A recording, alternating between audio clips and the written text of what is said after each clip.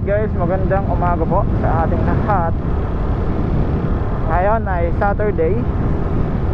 Ginamit muna natin ngayon si King papasok sa trabaho. At syempre, ihatid muna natin yung partner natin sa trabaho niya. Tapos iikot muna natin to si King kasi parang nagsiselos na eh. Parang nagsiselos na.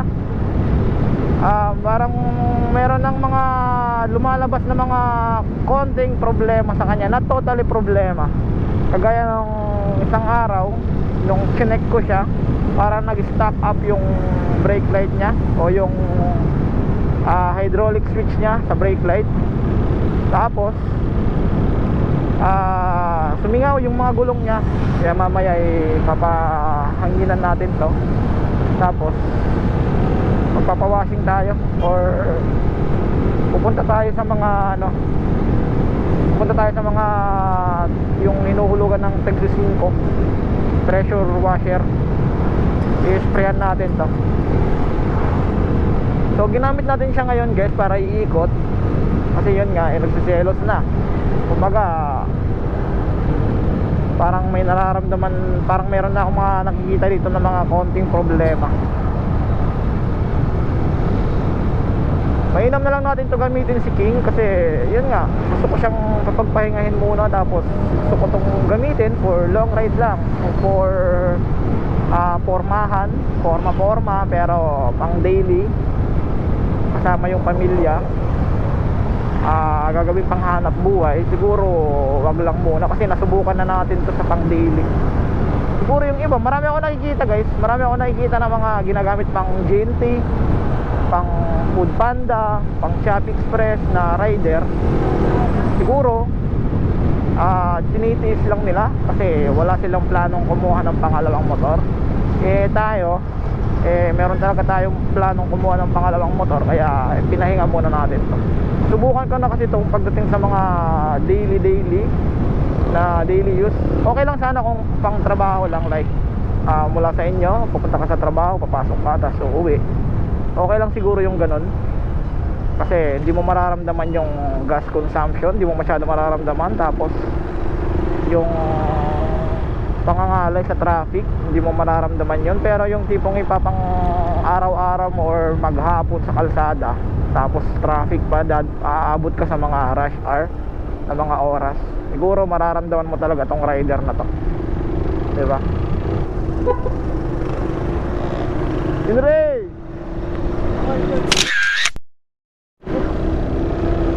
Jenray, shoutout kay Jenray. So yun, mararamdaman mo talaga tong Raider na to kung ipapang daily mo. Mararamdaman mo yung pangangalay, tapos yung gas consumption, papang Maxim mo or papang Food Panda mo. Kasi sa totoo lang talaga guys, nung paparating na yung punto na kailangan na siyang i-tune up, dumating yung time na yung 100 ko, for example, ginamit ko to for daily or for whole day, ginamit ko to.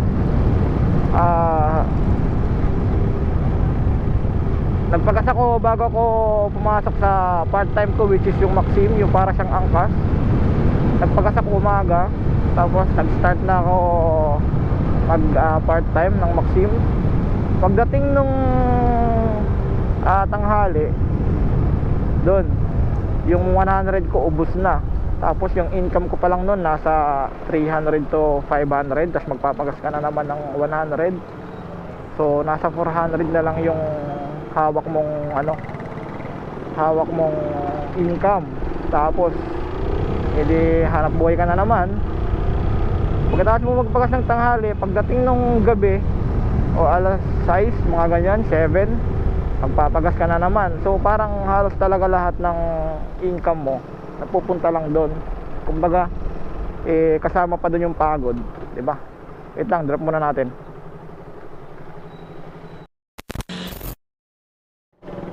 Alright.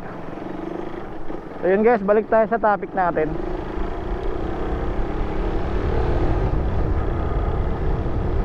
So yun yung purpose ko kung bakit kumuha ko ng pangalawang motor. panghanap buhay, pang pamilya. Kasi itong si King talaga gusto ko lang muna siyang papagpahingahin. Tapos yun nga, yung pag ginamit mo to sa panghanap buhay, talagang malulugi ka, lalong lalo na pag ganito lang kalaki. Kasi yung Tacloban kasi guys, hindi siya ganon kalaki. Tapos magkakaroon pa ng traffic, di ba?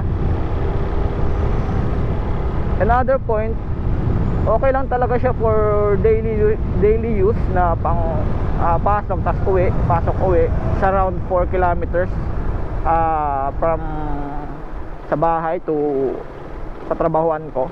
So it's around 4 to 5 kilometers. So okay lang talaga siya for daily na pang uwi-uwi lang sa trabaho, galing sa trabaho. Pero kung iba na yung usapan na iba na yung usapan na panghahanap buhay mo panghahanap buhay mo talaga tong Raider na to. Good siya. Mabilis ka makakarating sa gusto mong puntahan. Tapos maporma. Wala tayong problema sa Raider, 'di ba? Kung ipapang forma mo lang, pang angas-angas, pang rat-ratan, wala ka talagang masabi dito sa motor na to. Kaya nga natin to hindi mabenta-benta kasi number 1, darating yung panahon na hanapin to ng mga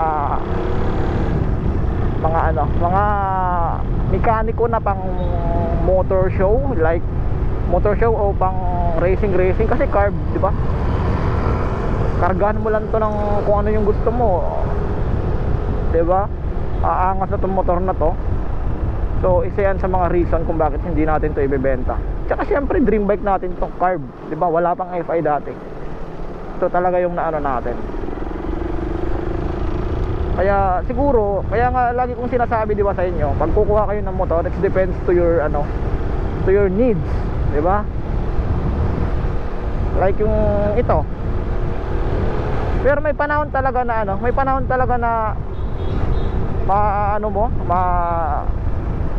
yung konting realize lang, di ba? Na darating talaga yung na magiging practical ka talaga. Magiging practical ka, tapos siyempre dun papasok yung depende sa kailangan mo pag kukuha ka ng motor, di ba? Depende sa kailangan mo. Siguro itong Raider natin, parang naisip ko lang talaga na gusto ko muna siyang papagpahingahin kasi meron tayong mga reason, konting reason kung bakit gusto lang muna natin siyang papagpahingahin. Tapos siyempre tatlong taon tong babad talaga sa kalsada, hindi man maghapon, di ba? Kung mapapansin nyo, 35 kilometer 35,667 in 3 years. So in 3 years, kumbaga hindi siya ganun kabugbog pagdating sa biyahe. Swak lang, di ba?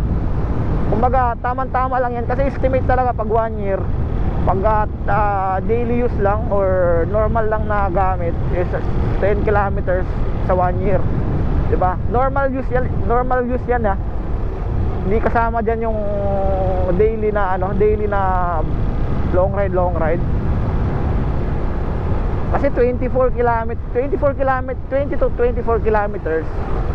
So malapit-lapit yan 2 years. So estimated talaga 35 to 36,000 each 3 years for daily, for normal use, diba? Tsaka namiss ko talaga to gamitin ngayon guys, itong si King. Namiss ko mag manual. Kaya ito talaga yung pinaka point ko. At least meron tayong choice. Pag gusto mo ng manual, meron kang magagamit. Pag gusto mo ng automatic, meron kang magagamit, diba? Kaya good decision talaga yung naisip natin na gusto natin magkaroon ng manual na motor, tapos automatic na motor para meron tayong choice. For example ngayon, diba? May panahon na gusto natin. Tsaka ito parang nagkaroon ako ng bagong routine. Kung dati naisip ko na gagamitin lang natin to for long ride, for forma, for tuwing Sunday, ito parang nagkaroon ako ng bagong routine sa sarili ko na tawag na ito. Gagamitin natin to, for example ngayon, Sabado, gagamitin natin to ngayong umaga, tapos mamayang hapon iuuwi natin to. Or tama, iuwi natin to. Tapos pagkatapos natin ihatid yung partner natin sa bahay, ano natin to sa garahe. Tapos tawag na ito, yung click naman yung gagamitin natin. Kasi lalong lalo na ngayon, Sabado, kailangan natin tipid gas yung gamitin natin mamaya. Kasi magbababad tayo sa kalsada po mamayang gabi. Kasi Sabado, maraming gimmick mamaya. So need natin ng tipid gas talaga. So ayun yung purpose kung bakit kumuha talaga ako ng click, diba? 50.3 km per liter. Goods na goods yun pang biyahe. Kaya kung mapapansin nyo guys, kahit nga sa Manila na napakalawak ng kalsada doon, napakahaba ng kalsada, napakalaki ng Manila, pero maraming sasakyan. Napakalaki yung kalsada, napakalawak, 2-way, 3 lanes, 4 lanes, meron mga ganong kalsada, pero ang daming sasakyan, kaya traffic pa din, diba? Kaya kung mapapansin nyo sa Manila guys, maraming naka-click doon, maraming naka-scooter, maraming naka-Mio, maraming naka-Sporty, maraming naka-ADV, maraming naka-PCX. Sa madaling salita, maraming naka-scooter sa Manila. Konting-konti na lang yung meron doon mga naka-manual. May makikita ka man doon ng mga naka-manual, Raider, big bike, pero halos lahat doon naka-scooter. Kasi maganda rin kasi yung scooter for daily use. Lalong-lalo na pang-uwi lang trabaho, tapos matraffic. Sabi ko nga kanina, it depends to your needs pag kukuha ka ng motor. Kagaya sa akin, di ba?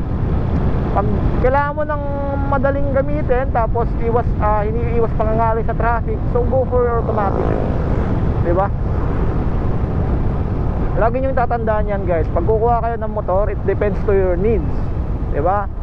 Hindi nyo pwedeng sabihin na ito yung kunin natin kasi mura, ito yung kunin natin kasi ang angas, siyempre yung pogi points kasama na din doon pag kukuha kayo ng motor. Kumbaga isa yan sa mga factor pag kukuha kayo.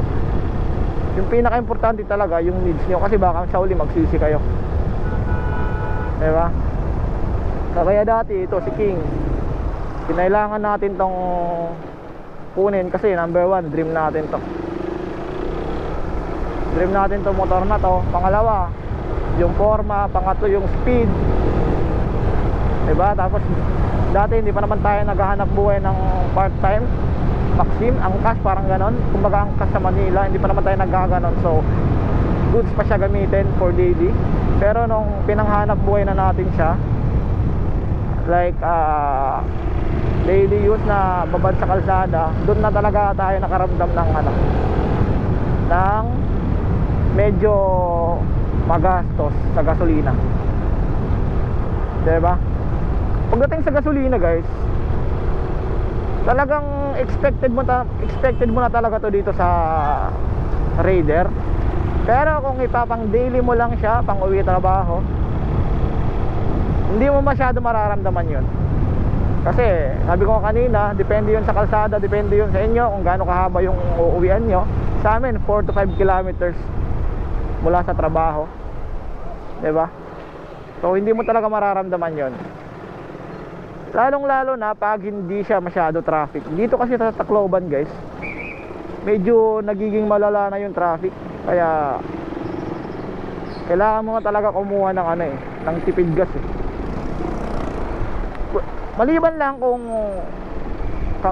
kagaya ng sabi ko kanina, maliban lang talaga kung ipapang-uwi mo sa trabaho, ay papang-uwi mo galing trabaho tapos pasok, kahit traffic yan, okay lang yun. Kasi isa lang naman yung rota mo, uuwi ka lang tapos pahinga.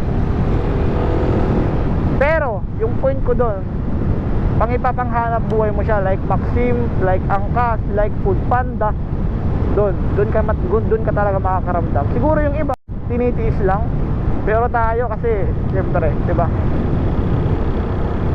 Kailangan natin ng medyo makahinga-hinga ng kaunti. Tapos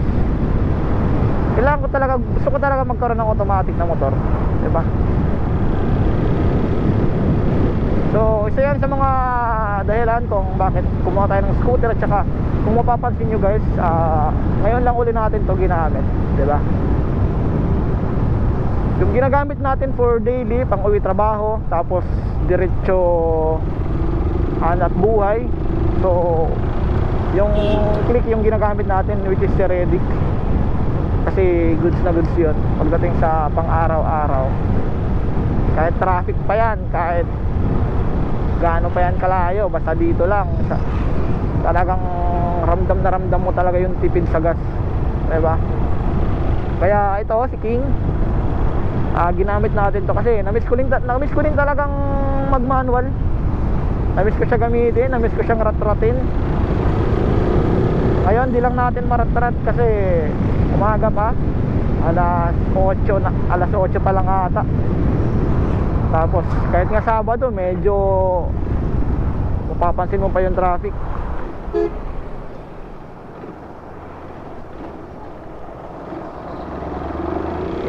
Iikot lang natin to, tapos mamaya mag-i-spray tayo.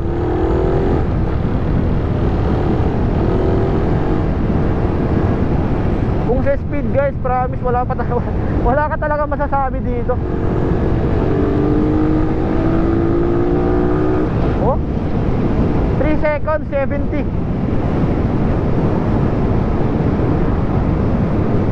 Ang bilis niya maka 70, grabe.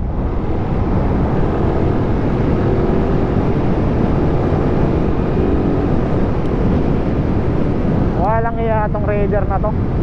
So yun guys, bago pala natin makalimutan, meron pala tayong subscriber na nag-comment sa Facebook page natin. Tinatanong niya kung saan daw po pwede makabili ng genuine na parts para sa mga Raider natin na motor. So ayan, kung nakita yung sa screen, ayan yung message niya sa atin. Kung ako yung tatanungin guys, yan, sa subscriber natin na nag-message, kung ako yung tatanungin, walang ibang pwedeng mapagbilan kundi sa exclusive na Suzuki na kasa. Yung problema lang doon, depende siguro kung ano yung parts na gusto mong bilhin. Pero kung mga piyesa like clutch lining, side mirror, spark plug, carburetor, yung mga ganyang piyesa, yung mga minimal lang like spark plug, air filter, genuine na engine oil, yung mga ganyang pyesa, I recommend talaga sa Suzuki talaga sa kasa na pinagbilan nyo. Sa mga motor trade, this marketing, meron din yan. Pero kung sa mga Shopee, ayan, kung nakikita nyo sa screen, nakabili na ako dyan. Hindi ganun ka 100% kung genuine yan, pero kung mga pyesa lang, goods dyan. Air filter, yung mga cover, yung mga fairings, goods dyan. Ayan, kung nakikita yung sa screen, yung pinagbilang ko dati ng batok dito, itong block natin dito, dyan ako bumili. Mura yung mga bentahan nila dyan sa Shopee. Dyan ako bumili. Pwede mo dyan tignan kung ano yung kailangan mo, kasi sila dyan sa shop na yan, hindi lang Suzuki yung binibenta nila na mga piyesa, mga fairings, spark plug, carburetor, yung mga kung ano lang.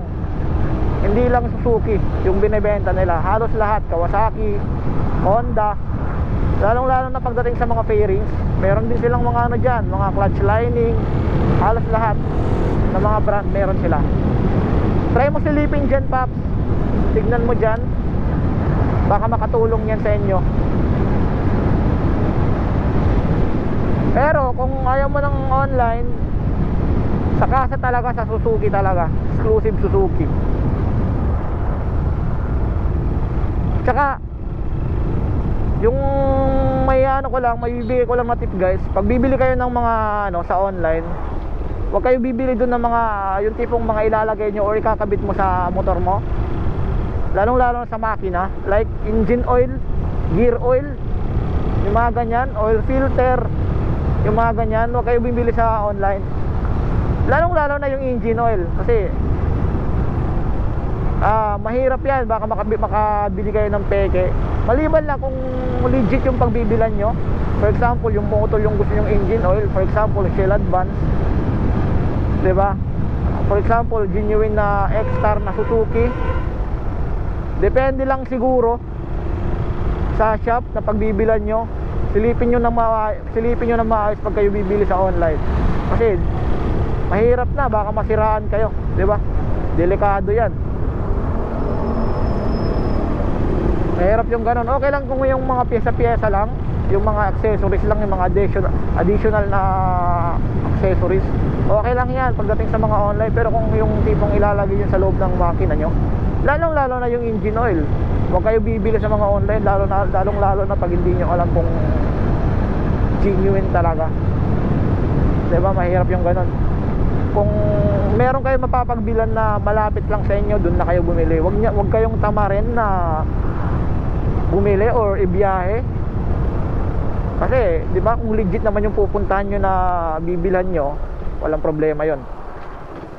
Number 1, isipin nyo lagi yung motor nyo. Di ba?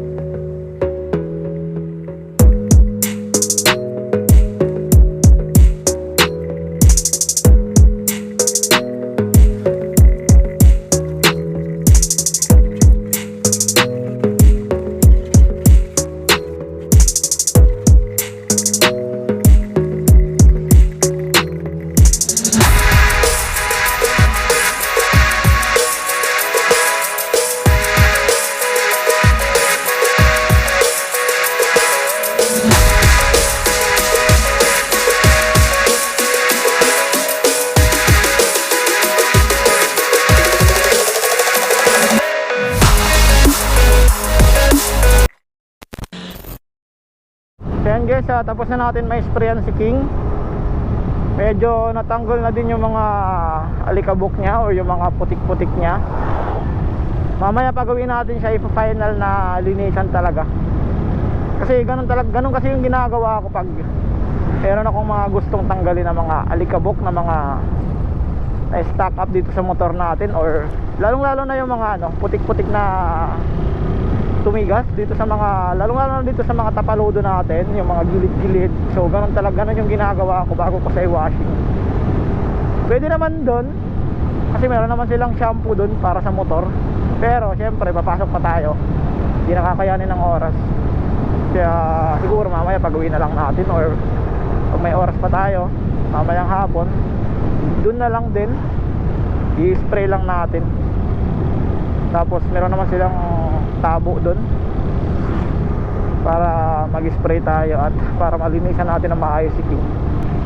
So ayun, para sa mga subscriber natin, kung namimiss nyo si King na gamitin natin, pasensya na, ngayon lang uli natin siya gamitin. Huwag po kayo mag-alala guys, si King, kung nakikita nyo hindi na natin siya masyado ginagamit for daily, for lalong-lalo na pag meron tayong rides na malayuan talaga na kailangan natin makipagsabayan sa mga tropa natin na mga naka-Honda Click. So may panahon talaga or may time talaga na yung Click din yung ginagamit natin. Pero si King, gagamitin din natin to kung lalong-lalo na pag ako lang yung babiyahe, kasama natin yung partner natin. Siguro mga ganyang time na rides natin siya gagamitin. Huwag kayo mag-alala guys, si King nasa bahay lang. Kung nakikita nyong hindi natin siya gamit, si King nasa bahay lang, wag po kayo mag-alala. So yun guys, medyo late na yung oras, kailangan na natin pumasok. Ginamit lang natin ngayon si King kasi yun nga, namiss natin siya ngayon gamitin. Saka namiss ko rin siya i-rat-rat. Sayang lang hindi natin siya na-rat-rat ng maayos kasi umaga, Sabado. Inuulit ko guys, kung namimiss nyo si King na gamitin natin, huwag kayo mag-alala, gamitin pa rin natin to. Nasa bahay lang siya kung hindi nyo nakikita na gamit natin. Huwag kayo mag-alala guys kasi hindi natin to bibitiwan si King.